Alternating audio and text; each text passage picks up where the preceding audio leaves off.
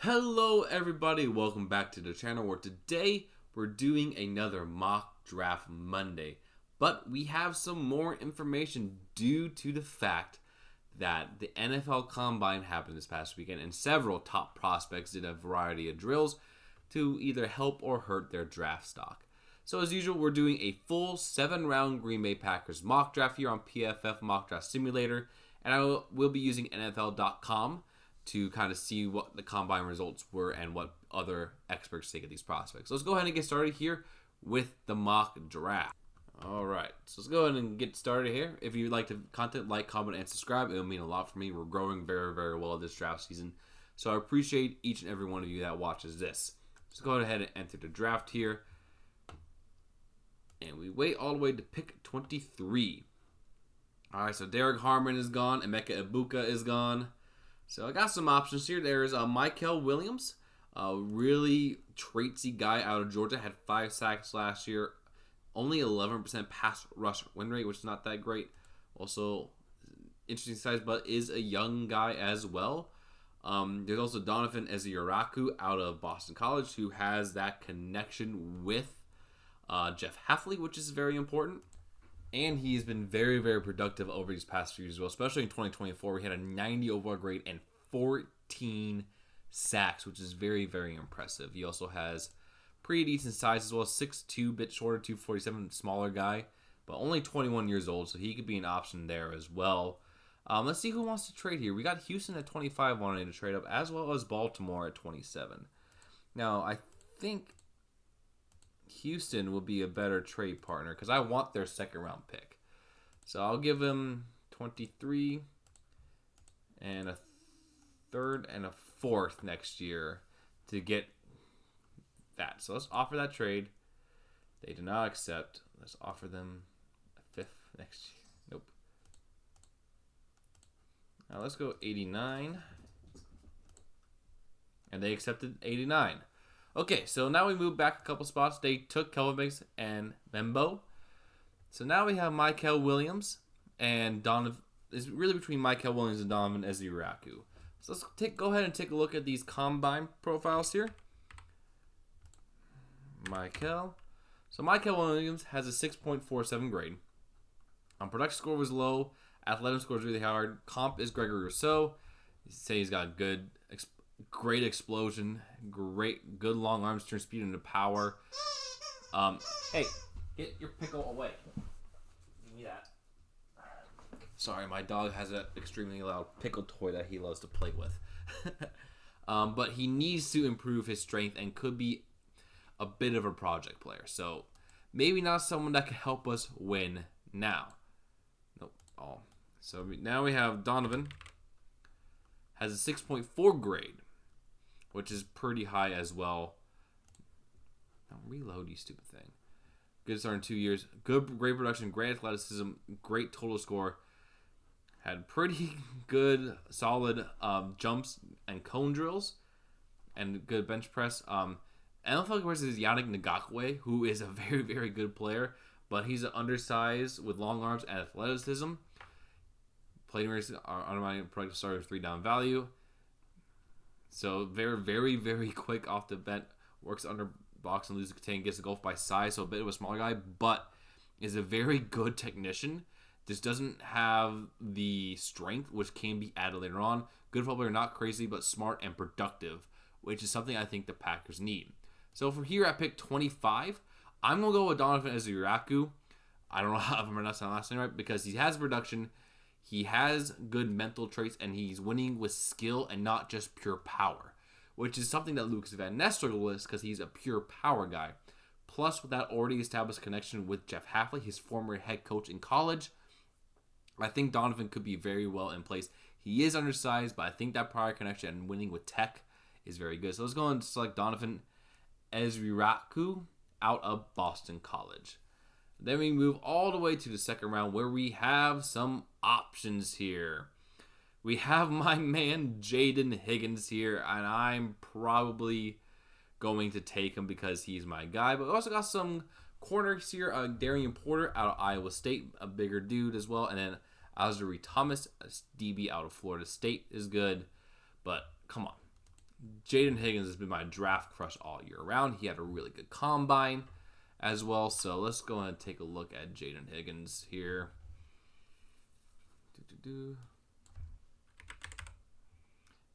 Yeah, 3.24, 6.24 combine score. Had a 4.47 40-yard dash, which is better than I thought it was going to be. A 1.53 10-yard split. Really good athleticism there. Good production. Big body receiver with 6'7" wingspan. Problem is his route tree is a little bit limited, so not necessarily the greatest there. So he's an option here, which I'm probably going to take in this mock draft because I absolutely love Jaden Higgins. But there's old Darian Porter out of Iowa State, the corner. 6.21 grade. Will eventually be an average starter. Good athleticism, not great production. 4.3 40-yard dash for a 6'3", 195-pound DB. Really, really good. Tariq Woolen is his comparison. Elite combination size, length, and speed. But made his first start, so he's limited pass snaps in college. So could be a risk there. There's also Ray Thomas out of Florida State, who is also good here. 6.3 eventually be a plus starter, so good production score, decent athleticism because Austin has not been tested yet. 65. Jalen Watson is his NFL, a really good press man corner with average speed. So could be a very good player for us, but for me, I mean, I have to go Jaden Higgins, but I'm probably going to try to trade. Give you 89 and a third rounder next year to get pick 61. No, let's just be safe. Offer trade. And they accepted. Cool.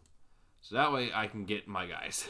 Let's go with Jaden Higgins here out of Iowa State at pick 55. Love this dude so much. And I still got Porter and Thomas. I think Thomas could be a little better in coverage. Porter, we need a guy who can play now, and Thomas is that man. I mean, he's had a lot of starts these past few seasons. Had a really good year last year. Got even better in coverage and can only continue to get better. So let's go, and he's younger too. He isn't like he's only 21 years old, while Porter is going to be a couple years older than him. He's 24. So you can get him for longer. So let's go with Azari Thomas, the DB out of Florida State here at pick 58. Then we go all the way to pick 87. Elijah Roberts is gone. I wanted him to get for the edge rush room again. But I'm thinking of going here with a receiver. We either got Savion Williams out of TCU. Decent production out of TCU. I mean, the same school that Jack Beck went to. But 6'5", 225, really tall guy, kind of like how Jaden Higgins was. There's also Tez Johnson, who is not going to be drafted Packers because he is so little. I mean, he's 165 pounds. That's not happening. And then there's also Trey Harris out of Ole Miss, who also looks to be very, very good. So let's go and take a look at the profiles of Savion Williams and Trey Harris to determine what third-round receiver I'm taking, because we do need some receivers. He has a 6.19 grade. Good backup potential development starter. A 4.48 40-yard dash, so under 4.5, which is decent. Comparison is Cordell Patterson, which, if you can get him as a returner, that's a really good comparison. Untapped potential, big, strong, fast, but very raw as a route runner. Really good size, speed, and explosiveness, which is really, really good. And then, could be a really good kick returner. So that could be something the Packers are looking for, as Keyshawn Nixon does not want to return kicks anymore. Then Trey Harris has a 6.34 grade here, compared to Alec Pierce, who is a very good deep ball threat for the Colts. So basically, really great speed, great change of speed. Racked up catch volume with hitches and screens, so very, very limited route tree. Also, again, top one leading to drop, so low career contested catch rate as well. So it could be something to head out there. Savion Williams actually intrigues me a lot as a prospect, because we do kind of need a kick returner heading in next year, because Keyshawn Nixon doesn't want to do it anymore. And Jaden Reed is not an option. And this dude is being compared to Cordell Patterson, who is one of the best kick returners of all time. So let's go ahead and take Savion Williams here. He seems to be a very intriguing prospect for this draft. So we're going to take him here at pick 87. Then we go all the way down to pick 124. There's some options here. I mean, we got Willie Lampkin, a guy who I absolutely love as interior offensive line depth. And versatility, he's 5'11", 290, so a bit small. There's also Ahmed Hassanin, because we do need to get some edge here. Back-to-back years of 10-plus sack production out of Boise State. 6'3", 271, a bit of a beefier dude. There's also Torrey Horton, but we don't need a wide receiver right now. There's also Zy Alexander, because I think we need to get another corner. So let's go and take a look between Lampkin, Hassanin, and Zy. Those are my three guys I'm kind of debating between here. As Willie. Looks like Lampkin is not on here. Zy Alexander has a 6.3 grade. So 6.30, not great athleticism, which is not great. A 4.5640, that is not great. Tyson Campbell is given a chance to become a starter. Below average, sliding to match. Suffered ACL tear in 2023, so that's potential risks there. Ahmed Hassan, a 5.69 grade for NFL network. That's not great. Bulky 4-3 defense and with strong one impressive production, but lack of NFL ready instincts. Hasn't played as much football as other prospects. Lack 32 tackles for loss over the last 2 years. Ideal motor and passion, good knockback pop, keeps food and paddle the rush. Starting in like tight ends too, often a tax blocker and not the play. So not really a great rusher there. But a 4.77 40-yard dash isn't terrible. Man, that's not great. So Ahmed Hassanin, not great there. I still like Zy Alexander here. We do need some corner depth here, but we also need some edge and interior offensive line. I'm just going to stick with what I know and love, Willie Lampkin. We know more from his pro day at UNC, but I really like him as a fourth-round prospect. So just going to draft Willie Lampkin, the guard out of North Carolina here. And then pick number 160. I'm going back to offensive line depth because we do need a center, depending on how Josh Myers' contract goes. And Seth Myers looks to be the best center we can get right now. Good starter, very intelligent player. Let's see if he's here on NFL Network. Seth McLaughlin, 5.98, which isn't terrible for a fifth-round prospect. Third-ranked center overall in total score. High intelligent center, only prospect coming off an Achilles tear, so he's coming off an injury. But pre-snap, but makes quick alteration, gritty with good core strength, fast eyes, very intelligent player, but lacks a bit of athleticism. Below average pop on blocks. So could be, but again, we need someone to lead this offensive line, and I think Seth McLaughlin would be a nice plug-in play-in for Josh Myers if Myers leaves. So let's go and draft Seth McLaughlin out of Ohio State here at pick 160. I think he's a very good floor prospect to take. And then here at pick 200, let's see, my linebacker probably, Jay Higgins went a long time ago, but he didn't test that well either at the combine. So we got the two receivers, so I don't really need a receiver either. So this could be someone I could just take. Oronde Gadsden II. Very interesting tight end prospect that we could take as well, because we do need a tight end to kind of be good depth. 5.86 grade, so potential there. Average backup or special teamer. We need a backup player. Receiver to tight end coming from NFL bloodlines. Posted 100+ receiving yards 5 times. Has trouble releasing from slot when pressed. Not a great acceleration. Not really good blocker, but as kind of a guy who could be insurance for Luke Musgrave, he's a very intriguing prospect. And I think we should take him here in round 6. Get a backup tight end that could be good for Musgrave if he gets hurt. So let's go ahead with Oronde Gadsden II out of Syracuse here. Then we just got a couple more picks. Don't need to really spend a linebacker with the signing of Isaiah McDuffie today. But we could use some interior defensive line presence. And there is a guy here, Ty Robinson, out of Nebraska. Had a good season last year. Good pass rusher. 6'6", 310. I mean, can't go too wrong with that for some depth defensive line help. So we'll go with Ty Robinson here at pick 239, and at pick 251.